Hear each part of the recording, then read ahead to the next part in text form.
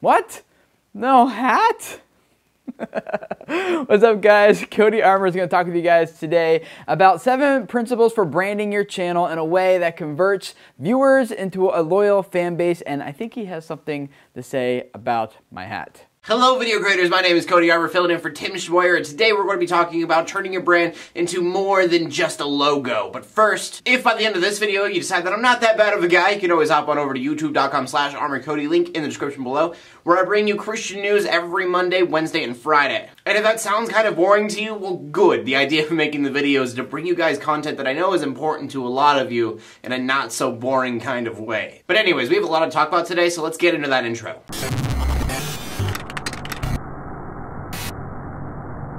So what we just saw right there, a lot of us consider to be the brand of a video. And so for a lot of us, when we're thinking of making a brand, we go, well, what's a good logo? And that is part of it, but that is such a small part of what creating a brand really is about. All right, think of your favorite brand. That brand probably has what you would call a cult following. Not like some creepy dark cult, but you know, that brand has fans. Let's take Nike, for example. I know a lot of people out there, they will wear nothing but Nike shoes. But let's say for a second that you go to the mall and you have never seen Nike before in your life. You're gonna see that little swoosh that is their logo. Is that going to tell you that they are selling shoes? Not at all. Nothing about that logo tells you shoes, but they have created a culture around their brand, and I'm going to try to show you how to do that today. And the information that we are using today comes from a book called Primal Branding from Patrick Hanlon. So this isn't a sponsorship or anything, but I am going to go through his 7 points very quickly, so if you want to buy the book, I'm going to leave a link in the description below. It's a book I definitely know Tim advocates, because he's the one that told me about it, and it is one that I'm trying to implement into my YouTube channel right now. So the reason that it's called Primal Branding is because it gets to the very basics, what people want in a brand. And so the first thing on that list is the creation story, and this is why I brought up cult followings earlier, because the book gets a little creepy about it. Your brand, whether it is you or your business, where did it come from? People want to know your version of the song started from the bottom, now we're here. I promise this is the last time I sing in this video. I think this has been the hardest for me to implement, but I know that Tim has done it really well. So we're saying that Tim Schmoyer is the brand, and Video Creators is one of his products. He talks about where he's come from. He came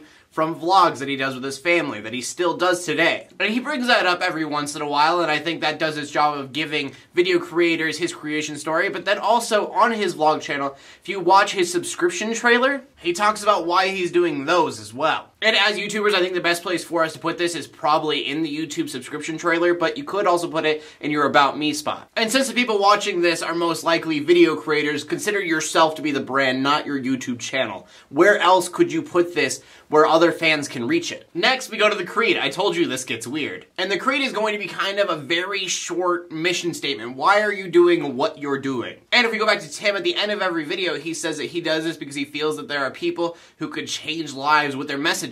At the end of all of my videos, I say bring you Christian news in a not so boring kind of way, not only as a goal for the videos, but also as the creed, the mission statement, the point of what I'm doing. Now, I wouldn't say that your catchphrase is your creed. You want to tell people why you're doing what you're doing. People want to know, why are you doing this? Number 3 on our list is a pretty easy one, and that is icons. If you have a logo, that is a type of icon, but you could have more than one. I think it's safe to say that if Tim didn't wear a hat in his videos, it would throw me off a little bit. Also, he films in the same place almost every time, so when that changes, I definitely notice that. That's because for those of us who watch video creators, that is what we think of when we think of Tim Schmoyer. A long time ago, I did my videos in front of a purple wall, and then I moved to a place where I couldn't paint my wall, and so I had to put lights up to make it purple because people were mad that the purple wall was gone. It was a part of the identity of the brand. I'm trying to think of ways to implement this, but I guess just keep something in your videos consistent. Even if that something is you, as long as there is something there. Number 4 is rituals, and I think we as YouTubers, we got this one kind of down for the most part. People obviously want to feel a part of something, and so when you give them calls to action, that actually makes them want to stay. And so if you are telling your audience to like, comment, and share, then you are giving them rituals. But rituals don't have to be call to actions. If you think about it, Vlogbrothers,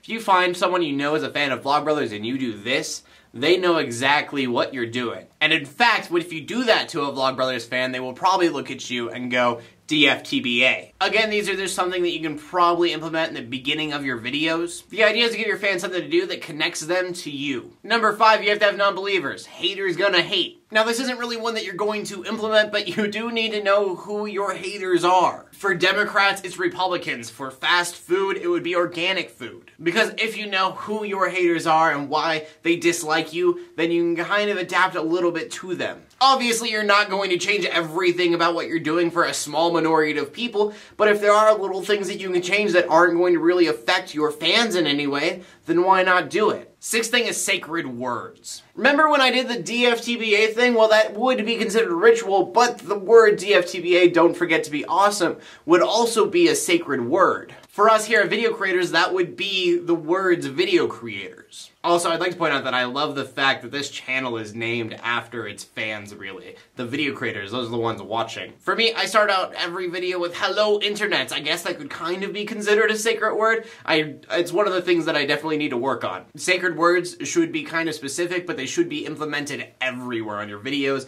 on your blogs, on your Facebook, on your Twitter, anywhere that your fans are going to see them. And finally, we are at the last one, which is the leader, which, because we're YouTubers, is probably you. For other brands, it's a little bit harder, so like Apple would be Steve Jobs, but Nike would maybe be Michael Jordan. But as video creators, the brand is probably yourself, and in which case the leader is going to be you. And all that really means is that it's you that needs to implement all of these different things so that your fans know what they are. That being said, it is the question of the day today is how else could you implement these points? I'm sure many of you have a lot of good ideas, or maybe you found that you implement some of these already in different ways that I didn't bring up. Please leave them in the comment section below. Also, if you are like me in any way and you love learning about how to be a better video creator, then you should definitely subscribe to this channel if you haven't already. Not only will you get great tips on how to better your channel, but he also talks about news dealing with YouTube and how that is going to affect you as a creator. Also, I know I've asked quite a bit from you now, but if you like this video, then please hit that like button as well. So I know this has been kind of a long video, so in closing, Tim Schroyer, thanks again for letting me be on your channel. This has been a great honor,